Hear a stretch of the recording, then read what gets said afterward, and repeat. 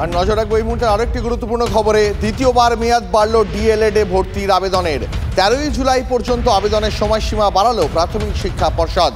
আবেদনে আশানুরূপ সাড়া না পাওয়ায় সময়সীমা বাড়ানোর সিদ্ধান্ত খবর সূত্রের।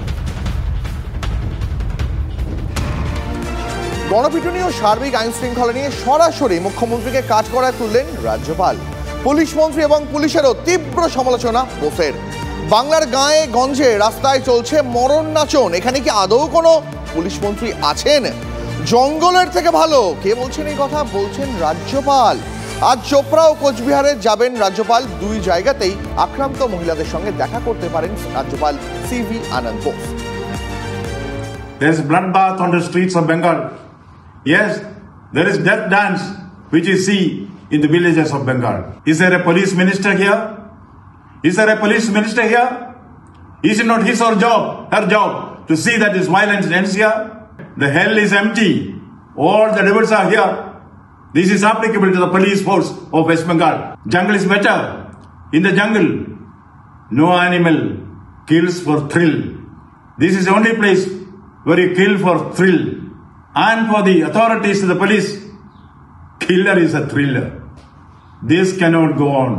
Those responsible for this, particularly in government, they have to answer for this. রাজ্যপাল যখন এই তীব্র ভাষায় আক্রমণ করছেন, তখন পাল্টা তৃণমূল শিবিরের তরফ থেকেও ধেয়ে এসেছে আক্রমণ।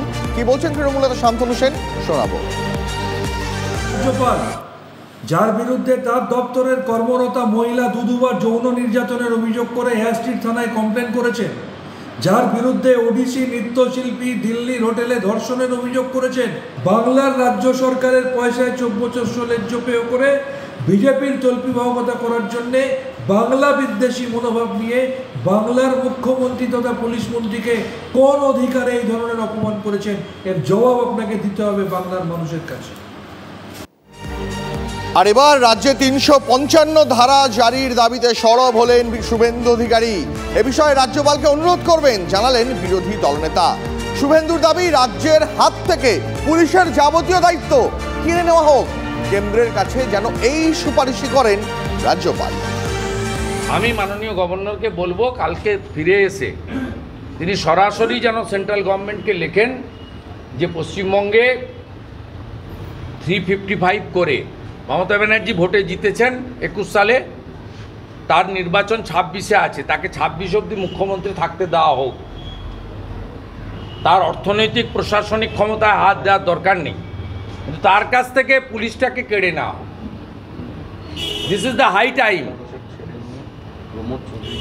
355 রেকমেন্ড করে উপদ্রুত ঘোষণা করে মণিপুরের মতো সমস্ত থানাগুলোকে নিয়ে নেওয়া উচিত এবং এখানে পশ্চিমবঙ্গে ল অ্যান্ড অর্ডারের অ্যাডভাইসার নিয়োগ করে দেওয়া উচিত।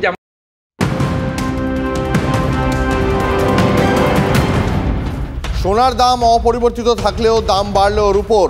22 ক্যারেট সোনার দাম 66,250 টাকা, 24 ক্যারেট সোনার দাম 72,280 টাকা। প্রতি কিলোগ্রাম রূপোর দাম 200 টাকা বেড়ে 90,200 টাকা।